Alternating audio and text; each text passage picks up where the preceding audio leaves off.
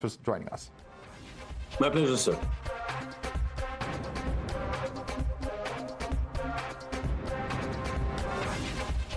Ladies and gentlemen, Delhi's Lieutenant Governor VK Saxena today approved the prosecution of author and activist Arundhati Roy and former University of Kashmir professor Sheikh Showkat Hussain in the 2010 case over their alleged provocative speeches. Arundhati Roy and Hussain were accused of making anti-India comments during a seminar in Delhi in 2010. Kashmiri rights activist Sushil Pandit had filed a complaint against the duo over their speeches at a convention named Azadi, the Only Way. In the complaint, Pandit has alleged that the topic and the issue discussed and propagated during the convention was separation of Kashmir from India, and provocative speeches were made in the seminar, which was also attended by Kashmiri separatist leader Said Ali Shah Gilani and Delhi University lecturer S.A.R. Gilani, who's also been accused in the past. Now, they were acquitted by the Supreme Court in the Parliament attack case on technical grounds. Of course, they have died during the pendency of the case. The Delhi LG, however, has noted that prima facie a case was made out against Arundhati Roy and Sheikh Showkat Hussain for committing offences under Section 153A, that is promoting enmity between different groups. 153B, imputations, assertions prejudicial to the national integration, and 505, that is statements conducing to public mischief of the Indian Penal Code for their speeches. Let's first now listen to excerpts from that speech that was made in 2010 by Arundhati Roy. I was in Srinagar. I was walking down the road and I met a young journalist, I think he's from Times of India, and he said to me, he couldn't believe that, he saw some Indian person walking alone on the road, and he said, "Can I have a quote? Can I have a quote?" So I said, "Yes, do you have a pen? Because I don't want to be misquoted." And I said, "Write down that India needs azadi from Kashmir just as much as Kashmir needs azadi from India." Yes, now listening to the complainant Sushil Pandit and Roots in Kashmir member Amit Raina, who welcomed the LG's order. However, the relief has come too late. 13 years too late. I hope this delay has not jeopardized the case itself. He said not taking an action is also an action. That's when I thought, as a private citizen, I must initiate action. We welcome the order of LG to initiate prosecution against Arundhati Roy and Sheikh Showkat. The government of India has realized that they need to penalize people who promote terrorism, who support terrorism. Arundhati Roy's hatred against India and her support for terrorists like Yasin Malik is obvious, and she has done it openly. It is time that a clear message is sent to people who speak against this country, who try to divide this country. However, the ecosystem continues to cry foul, calling it dearth of democracy. The BJP has hit back and said that those who think and speak ill of Bharat won't be spared. First, BJP were targeting opposition leaders. Now it's height that they are targeting the writers also. And those writers and those people who doesn't toe the line of BJP unleashes their IT, CBI, ED to pounce upon them so that they toe the line of BJP. It's nothing but murder of democracy. This is a team which at the first stance started the Tugde gang language. Bhukha Nanga Hindustan, Jaan Se Pyara Pakistan was a slogan chanted by Arundhati Roy in that function. And Sushil Pandit was right in filing a case, and all these years the local government, the administration didn't allow that case to be pursued. But they are the original Tugde gang of the country. They wanted Afzal Guru to be released. He was not hanged till then. They wanted him to be released. Thanks to the LG and the present administration that they have taken this action, and now Arundhati Roy will have to face the tune of the law. You're watching the News Hour at 10. Debate number 1 on Times Now, Super Prime Time.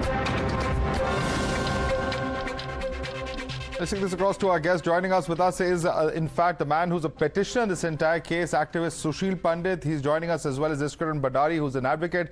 Anirban Banerjee is a political analyst and lawyer joining us on the panel. Ahmed Ayaz is a political analyst. Also joining us is Royden Roach, political analyst. Let me start with you first, Anirban Banerjee. Here you have a situation where the allegations are not just of going ahead and making speeches talking about how Kashmir was never an integral part of India, but goes ahead and says that government of India has accepted in UN that it's not an integral part of India. Are we trying to change that narrative now? If you look at what the Indian state did from midnight of 1947 onwards, that colonized country, that country that became a country because of the imagination of its colonizer, the British drew the map of India, so on and so forth, and the Indian state has militarily intervened in Manipur, Nagaland, Mizoram. Now, these are obviously very problematic statements, because these are statements today, when you look at them in today's context, even just 13 years after they were made by Arundhati Roy, they seem to be statements that either were not fully thought out, or at some level or the other, talking about the legitimacy or giving some kind of legitimacy to separatists. Please unmute yourself and speak. Yeah, am I not audible? Yeah, I can hear you now. Go ahead. Okay, thank you. That is an opinion expressed by the famed author with which many of us won't agree, but that is fine. I mean, isn't it all right to agree to disagree? For every statement made by people with whom I don't agree, if I'm going to go ahead and file FIRs and complaints in the court, is that how our democracy is going to work? And therefore, then we'll head towards a future or in a society where no one is going to care about anybody's opinion. They're just going to go around filing FIRs. Yeah, Mr. Pandit, I know, who has filed a complaint against Arundhati Roy and others. He might disagree with them. He has a right to file a complaint. But it is up to the state government, or in this case, the Indian government, to either sanction the complaint or not sanction the complaint. And that is where the viewpoint of the BJP becomes very clear. We have known that Arundhati Roy has been a very vocal critic of the BJP regime, of the RSS ideology, their politics, etc., etc. And therefore, they have got one chance to go after her, especially before the 24 elections, and they have taken it. Okay, this is a politically motivated, prosecution that is happening, Sushil Pandit. That's the charge coming from Anirban Banerjee, because she's a trenchant critic of the BJP and the RSS. That's the statement coming in. Please respond.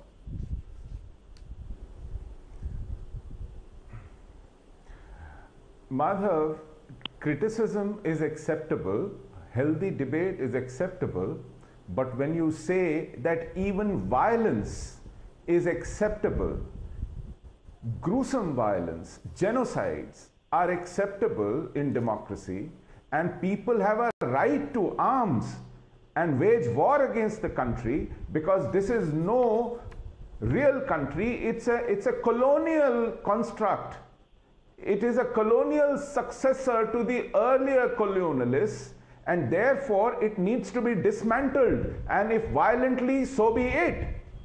You are trying to dismantle a constitutional democracy through violent means, when already such violent campaigns are on, whether it is the Red Corridor, whether it is the Northeast, whether it is Kashmir, whether it is Punjab Khalistanis. On that stage, you had all the insurgents represented. And people like Varavara Rao, Sayyid Ali Shah Gilani was hailing them as freedom fighters. Do you think that is acceptable? Do you think that this country can live with? Such challenges can be dealt with law. And I, as a citizen, am given this privilege. I did not resort to violence. If I disagree, I disagree. But if I think that such campaigns are going to question and jeopardize the very existence of a country or a system I live in, I have a right for protection of such system and right for seeking prosecution of such people. Royden Roach, would you like to comment on that? Royden Roach. And as a law-abiding citizen, I will not take to Kalashnikov. Yes. I want Royden Roach to come in. Royden Roach, if one can, of course, take to peaceful means, if one is aggrieved, there are legal channels and legal options available, says Sushil Pandit, that he has exercised his right as a citizen. But the problem is when you actually glorify or romanticize or support those who are using violent means. And at the end of the day, the fact is that the Maoists are, do not believe in our constitution and have picked up the gun against the Indian state. Well, good evening. See, tell you the fact is that Mr. Pandit has all the right to file whatever case we like to and whatever we do. He has the freedom to do it. But on the real fact of it, let us look at the situation, what was happening during that time.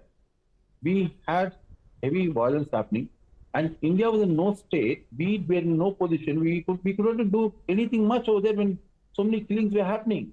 It was what she meant was it's better to get rid of them by not allowing them. They wanted them out. She wanted them out of our system. And the other thing is, see, people are talking so much about filing cases. Do we have the guts? Do we have the guts to even fight and take away the occupied Kashmir? What are we doing about that? What are we doing about that? No, Mr. Roy and Roach, let me just read out. I'm just going to read out. One second. Let me complete. Yeah, no, you can complete. Just respond to what I'm saying. I'm quoting exactly from her speech copy. She says, it's very easy for us to continue to pat ourselves on the backs as great fighters for resistance for anything, whether it's the Maoists in the forest or whether it's stone pelters on the streets. But actually, we must understand that we are up against something very serious. And I'm afraid that bows and arrows of Adivasis and the stones in the hands of young people are absolutely essential, but they are not the only thing that's going to win us freedom. We need to be tactical. We need to question ourselves, make serious alliances, because and goes on, so on and so forth, to talk about Afghanistan. So she's talking about these various groups collaborating. See, when you try to understand what she tried to say. When she tried to say very clearly, it's very obvious that what she was trying to put together. We have internal issues also. We have killings. Internal killings happening. We have the mobs over here who are lynching, stoning, pelting. All that is there. And after that, we even talk about Kashmir, which is something different completely, where it's more dangerous. Yeah.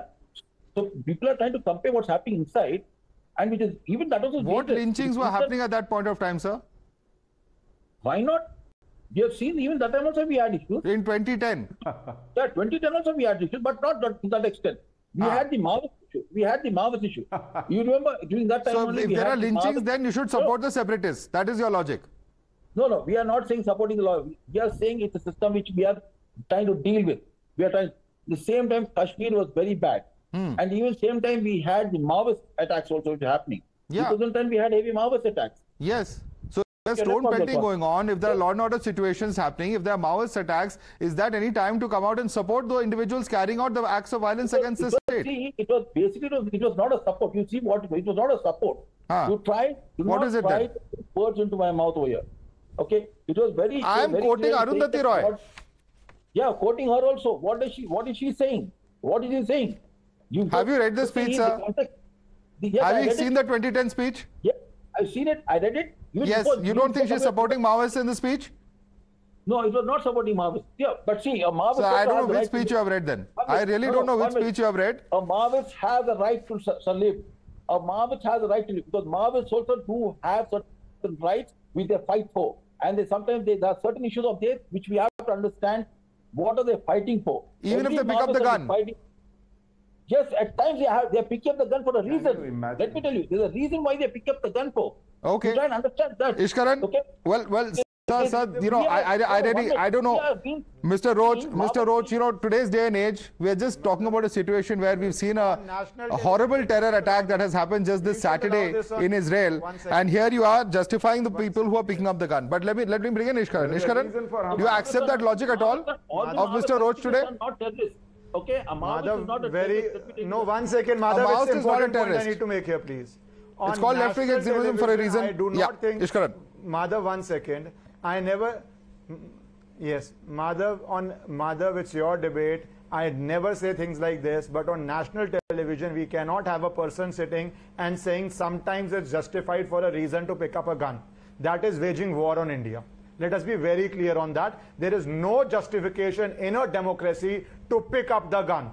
Anybody who advocates for that should not be given space on national television. It's an absolute crime under our laws to say things like that. But let me come back to the topic also, because it's very Dealing with the system, asking for reform is fundamentally different from trying to overthrow the system. It is fundamentally different from trying to say, one example, Sharjeen Imam, that there is a chicken's neck, 4-5 log ikatha ho jaye, we throw debris, we throw this, we can block it and we can break chicken's neck. That is not a speech, that is not a reform, that is trying to break India, that is trying to sever parts of India. When you say that Pakistani army is better than India, it is kinder to its citizens than India, forgetting what Pakistani army does in Balochistan, Northwest Frontier, Bangladesh, the series of rapes they did. I'm not getting into that. But when you try to condemn Indian army in those words, when you try to say bow and arrow, two gun, everything is justified under circumstances, then you are giving the intellectual cover fire to various terrorist secessionist groups in the country. That we should be very, very clear about. And this case, because everything comes about BJP and Congress, this is not about BJP and Congress. A private citizen of this country, Mr. Sushil Pandit, went and took course to the laws of this country when BJP was nowhere near power in 2010, I think, at the peak of UPA. And the courts and the system found that there had to be an FIR on this. So please stop dragging everything to BJP and Congress. People who are advocating for violence against India, people on national television even today saying certain reasons justify picking up the gun. There cannot be a dialogue or argument with those people. Those people have to be prosecuted to the full extent of law. Mr. Roach, I would just request you here on national television. I think Ishkaran, I wanted Ishkaran to come in. About picking of guns and killing of Indians. Absolutely. Ishkaran, I wanted you to come in because you're a lawyer, you know the legal perspective. And Mr. Roach, you know, I would just urge you to be a little cautious in what you're saying today. Because if you're going to justify, if we are all Democrats, just listen to me, please. If we are all Democrats, we all believe in our electoral system. We all today are saying that it is the ballot that one has to work for through social change. There are legal channels that one can take, approach the courts, file cases, do whatever one has to legally. But if an individual can use an act of violence to start protesting, then what are we going to have in society, sir? Please take back your comments that certain acts of violence are justified, Mr. Roach, because that is not tenable. I agree. No, I agree with you. I agree with other panelists also what they're saying. But I'm telling you, a Maoist is forced. You know, there is circumstances that Maoists... So others can also say we are forced. What kind of logic is this? You are justifying violence on national television, sir. No, you have to go into a dialogue with them. You have to have a dialogue with them, okay? And Maoists are there. Whether the state chooses to engage them in dialogue is a state's prerogative. I'm not getting into that. I'm not getting into that, sir. But justifying anybody picking up the gun, whether it is somebody in the northeast, whether it is someone in Jammu and Kashmir, whether it is, you know, left-wing extremist or a Maoist, Mr. Roach, this is a very, very slippery slope that you're walking right now. And I would urge you to not on one hand say I agree with you and then again say that certain situations is justified. Sushil Pandit. Look at the number of Maoists we used to have before and look at the number of Maoist attacks we have now. No, it is because of people like him. You know, there is a mindset that rationalizes, that justifies violence, and then they question even legal means. You see, the irony is, on one hand, you justify violence, you justify guns, and then you question even a petition to the court of law, even a report to the police station. I mean, can you see the irony in this? And they call themselves Democrats, and they pretend to be preserving a system for the poor and for the masses. This is the predicament in today's India. When I filed the complaint, Delhi was ruled by Sheila Dikshit, and the country was ruled by Manmohan Singh. And I took course of the courts and the police station, which were directly under them. At that time, there was no partisan political government that helped me put an FIR through. Do you understand that? It took me months of perseverance to convert my complaint into an FIR.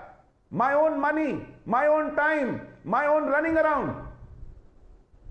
Get that, Mr. Roach, before you start imputing motives. You have all the freedom and all the right to do whatever you think is right, what you want to do. Okay, we are not denying the fact that what you've done is something wrong.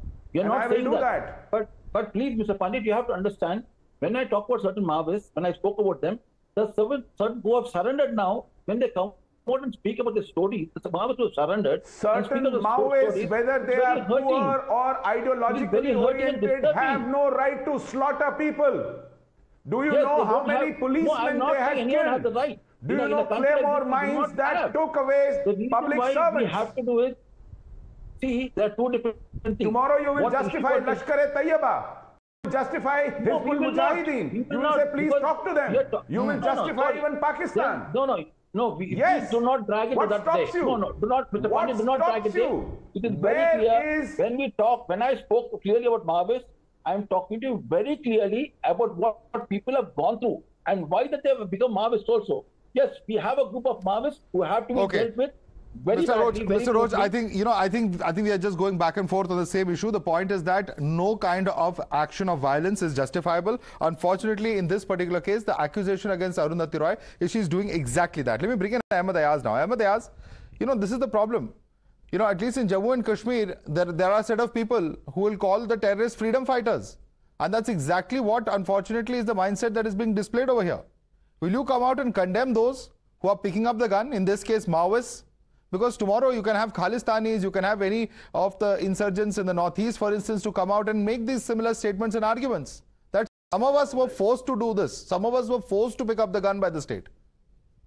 Well, in a democratic state, there is no justification for violence. But in the meantime, that we have people have a right to dissent. And having made any dissent at any stage does not mean that they will be slapped by the PSAs and the UAPs, etc., etc. Here's a case where there had been a conference done by intellectuals with a particular topic. And obviously, there were learned people like the professors of the universities and the authors and the writers and so many. And it's not necessary that they will, they can't disagree with each other. They can. They can express their opinion the way they want, the way they feel that what is required to be said. And they possibly it may be a disagreement for others. But that anyway does not mean a person does not have a right to disagree. A person does not have a right to dissent. It is well within the democratic setup. That one cannot. It is not necessary that you will always toe the line, whatever is told to you. You can toe the line of a particular political party or a particular person. You are an independent person. You have your own opinion. You are independent opinion, and you can express that. So here, the people have been very learned. It was not a jalsa in a public. It had been in a conference by well-learned people, and they knew what they are to talk, what they are talking. It's not that they were so illiterate that they could not say the consequences of what they are talking about. So I don't think that we should go to this extent that while making somebody expresses himself or somebody expresses herself in a class of people, and then they can be slapped, they can be termed this, they can be termed that, and covered and framed, and they're slapped with so many acts of whatever. Sushil Pandit, if she's expressing her views peacefully, why should there be a case against her? That's in sum and substance of Mr. Ahmed Ayaz's argument. Please respond to him. Madhav, Sayyid Ali Shah Gilani very peacefully said that Hizbul Mujahideen is our askari bazu, our fighting sword arm. Hizbul Mujahideen was the military wing of Jamaat-e-Islami, and he very peacefully said so. But in that peaceful saying so, we were slaughtered in Kashmir. There was a genocide of Hindus. In that peaceful saying so, for the last 33 years, we haven't seen our home. In that peaceful propagation of an idea, today India and Kashmir are bleeding. Would you allow that? We can't allow such peaceful proclamations time and again that lead to destruction. Respond, Ahmed Ayaz. See, for that purpose, if you talk of we can't afford it. This is a luxury we can't afford. He was a recognized separatist and was taking a different line. So you can't equate everybody with Sayyid Ali Shah Gilani. And supporter of terrorism, supporter of jihad. You can't equate a writer. He was a supporter of jihad. You can't. A journalist who is to write, who is to bring out things. Okay. You can't equate with him. You can't A journalist equate him is with the even more Sayyid Ali Shah dangerous. Gilani. Okay, let me bring in Ishkaran. Let me bring in one more question because we are almost out of time. Ishkaran, the question that many will ask is this: that if this was an open and shut case, why has it taken 13 long years for just the prosecution sanction to be given? Surely, if this was a clear case of some kind of a violation of law, this stage at least could have been crossed much earlier.